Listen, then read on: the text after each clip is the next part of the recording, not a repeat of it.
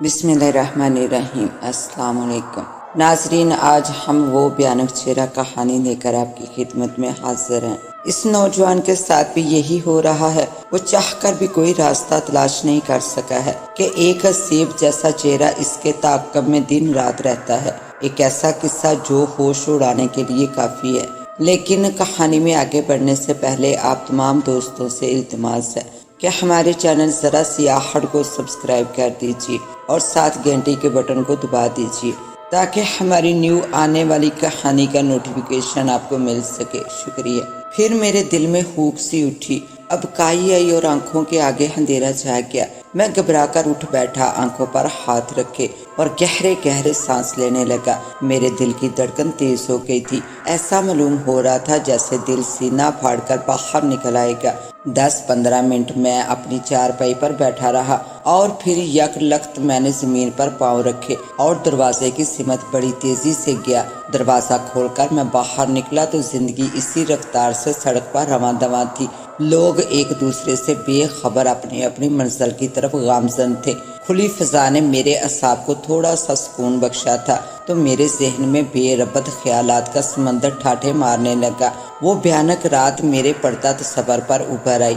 رات کی سیاہ چادر پھاڑ کر ایک دھندلا دھندلا سا چہرہ ابھرا اور آہستہ آہستہ اس چہرے کے نقوش واضح ہونے لگے۔ سرخ سرخ آنکھیں، موٹے موٹے ہونٹ، بدی سی ناک، بڑے بڑے پیلے دانت، پچکے ہوئے گال، آنکھوں کے نیچے کی ہڈیاں ابھری ہوئی، داڑھی بے تحاشا بڑی ہوئی، سر پر ایک بال بھی نہیں۔ دہشت انگیز چہرہ میری طرف ایسے دیکھ رہا تھا جیسے میں نے پلک بھی جھپکی تو وہ میرے وجود کو چٹ کر جائے گا۔ میرے پورے بدن میں لہریں سی اٹھنے لگی اور میں نے گھبرا کر آنکھیں بند کرنے کی کوشش کی، لیکن میں کامیاب نہیں ہوا۔ پھر میں نے دیکھا کہ اس بھیانک چہرے کے موٹے موٹے ہونٹوں پر مکروہ سی مسکراہٹ ابھر کر جم سی گئی۔ مجھے یوں لگا جیسے وہ کہہ رہا ہو، تم مجھ سے بچ کر نہیں جا سکتے، میں تمہیں تباہ کر دوں گا، تم میرا شکار ہو، صرف میرا شکار۔ اچانک ایک کار کے بریک چرچرائے، پھر ایک دھماکہ سا ہوا اور ایک آواز ابھری، بالکل سڑک کے بیچ چلتے ہیں بیوقوف لوگ۔ ایک سہمی ہوئی آواز میری سماعت سے ٹکرائی، میں تو کہ بچے چل ہٹ سامنے سے، ابھی مر جاتا اور مجھے مصیبت میں ڈال جاتا، کار والے نے حقارت آمیز لہجے میں کہا اور آگے بڑھ گیا۔ میں نے پھٹی پھٹی آنکھوں سے خالی خالی سڑک کی طرف دیکھا اور پھر میرے قدم خود بخود اٹھنے لگے۔ میں جمن کے ہوٹل کی طرف جا رہا تھا۔ جب میں ہوٹل کے قریب پہنچا تو مجھے خیال آیا کہ میں نے اپنے مکان کا دروازہ بند نہیں کیا، لیکن اب مکان کی طرف واپس ہونا میرے بس میں نہیں تھا۔ کوئی کیا لے جائے گا، میرے گھر میں رکھا ہی کیا ہے، میں نے سوچا اور ہوٹل میں داخل ہو گیا۔ کیوں بھائی سرفراز، آج تمہیں دیر ہو گئی، جمن نے مجھے دیکھتے ہی کہا۔ وہ سامنے والی میز سے پیالیاں اٹھا رہا تھا۔ چائے پیو گے یا روٹی کھاؤ گے؟ چائے پلا دو، میں نے اس سے کہا۔ میرا حلق خشک ہو رہا تھا اور زبان جیسے سکڑ گئی تھی۔ آج دوپہر میں نے دیر سے روٹی کھائی تھی نا، اس لیے بھوک نہیں لگی۔ ابے یار، اب تو رات کے 10 بج گئے ہیں، چل روٹی کھا لے، جمن نے میرے قریب آ کر کہا۔ تجھے تو پتہ ہے میں ہوٹل 11 بجے بند کر دیتا ہوں، میں نے بھی اب تک کچھ نہیں کھایا، روٹی نکال لاتا ہوں، دونوں مل کر کھا لیں گے۔ نہیں بھائی، میرا دل نہیں چاہ رہا اور بھوک بھی نہیں ہے۔ یہ تمہیں کیا ہو گیا ہے؟ کچھ دنوں سے تم بالکل بجھے بجھے سے ہو۔ کچھ نہیں، بس جب سے اماں پنجاب گئی ہے اس وقت سے دل ہی نہیں لگتا، میں نے اس چھپڑ ہوٹل کا سرسری انداز میں جیسا لیتے ہوئے کہا۔ کل اماں کا خط آیا تھا، لکھا ہے میں نوکری چھوڑ کر گاؤں چلا ہوں۔ تو جاؤ، یہاں کیا رکھا ہے؟ جمن نے کہا۔ تمہاری ماں کو یہاں سے گئے ہوئے تو بہت دن ہو گئے ہیں۔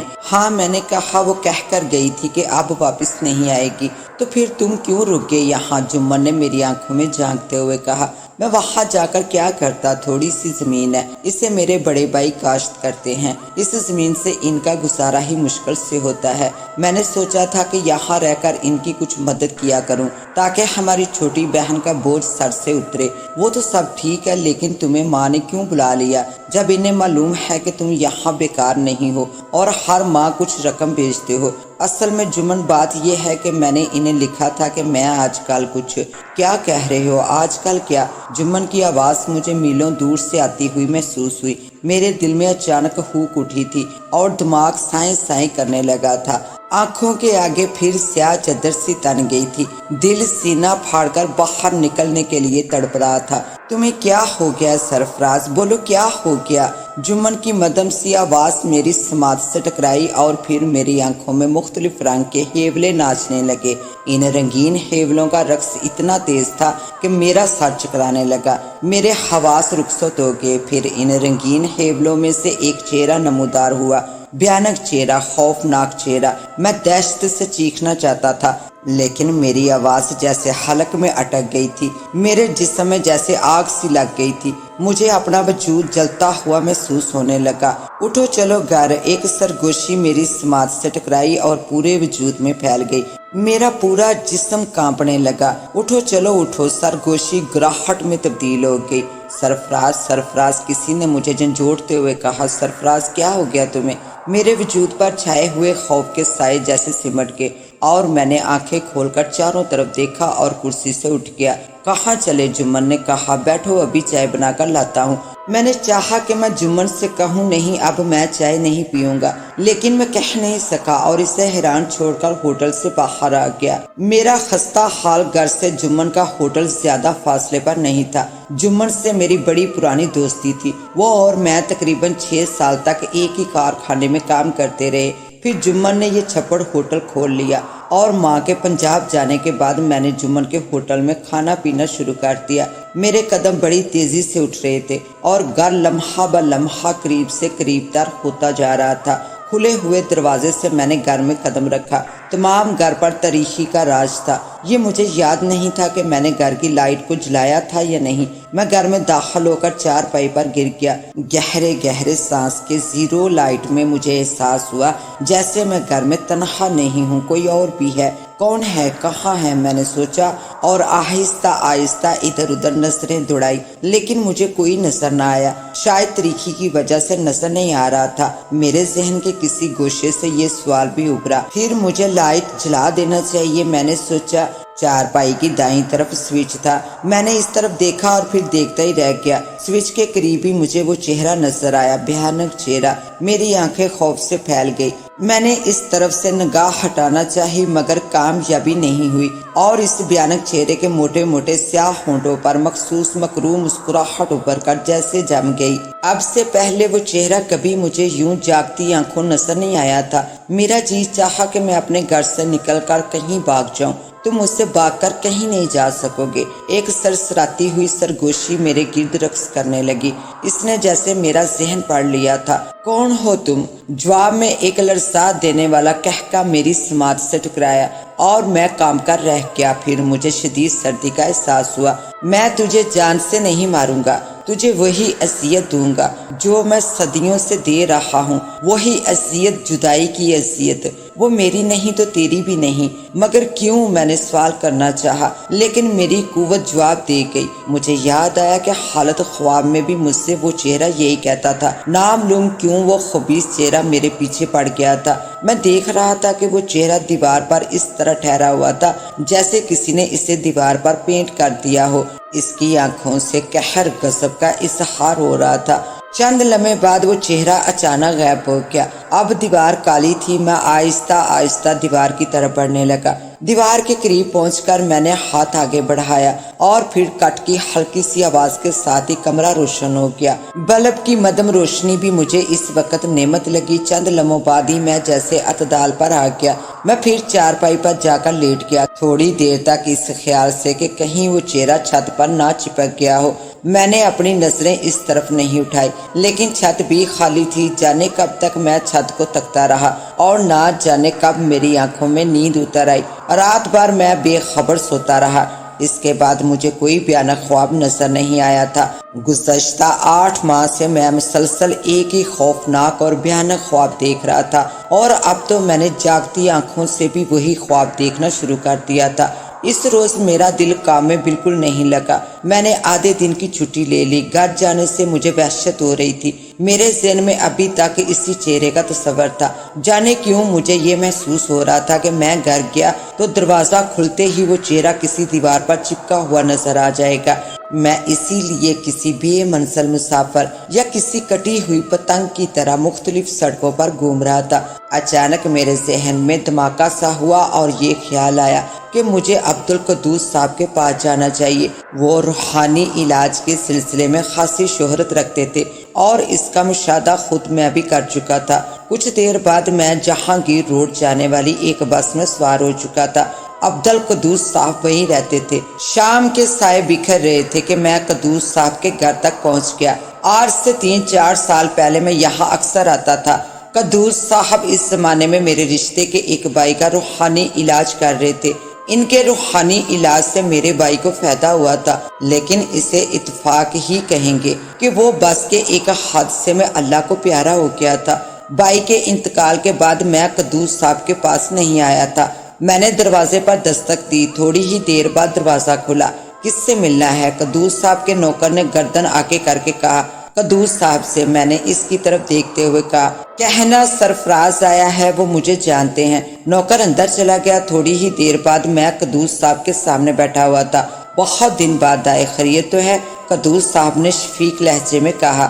ہاں، میں بولا، اس بار بھی ضرورتاً ہی آیا ہوں۔ اگر ضرورت پیش نہ آتی تو شاید اب بھی نہ آتا۔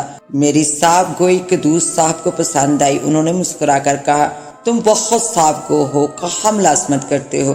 ٹائلوں کے ایک کارخانے میں کام کرتا ہوں۔ تعلیم کتنی ہے تمہاری؟ بس جی، انٹر کر لیا تھا، میں نے جواب دیا۔ اس کے بعد یہاں چلا آیا۔ سوچا تھا نوکری کرتے ہوئے تعلیم کا سلسلہ جاری رکھوں گا، لیکن حالات نے اجازت نہیں دی۔ اب تو بس نوکری کرتا ہوں۔ حالات تو آدمی خود پیدا کرتا ہے میاں۔ قدوس صاحب نے شان بے نیازی سے کہا، حالات کو بنانا بگاڑنا انسان کے اپنے ہاتھ میں ہوتا ہے۔ تم چاہو تو اب بھی پڑھ سکتے ہو۔ کوشش کروں گا جی، میں نے ان کی طرف دیکھتے ہوئے کہا کہ اس وقت میرے یہاں آنے کا مقصد۔ 1 منٹ رکو۔ قدوس صاحب نے مجھے بات مکمل کرنے کا موقع نہیں دیا۔ میں ابھی آتا ہوں۔ وہ کمرے سے باہر چلے گئے۔ ان کے کسی سے باتیں کرنے کی آواز آ رہی تھی، لیکن سمجھ میں نہیں آ رہا تھا کہ وہ کیا گفتگو کر رہے ہیں، اس لیے کہ آوازیں بڑی مدھم تھی۔ چند لمحے بعد ہی وہ دوبارہ کمرے میں آ گئے۔ ہاں، اب سناؤ، تم کیا کہہ رہے تھے؟ انہوں نے میرے برابر ہی بیٹھتے ہوئے کہا۔ میں ذرا چائے کا کہنے گیا تھا۔ میں بھی چائے کی حاجت محسوس کر رہا تھا۔ تم آگے ہو تو ساتھ ہی پی لیں گے، ورنہ شاید میں اپنی خواہش کو دبا ہی دیتا۔ اس تکلف کی کیا ضرورت تھی؟ میں تو اب تو چائے آ ہی رہی ہے، پی لیں گے، انہوں نے اپنے مخصوص لہجے میں کہا۔ تم اپنی بات کرو، تم کیا کہہ رہے تھے؟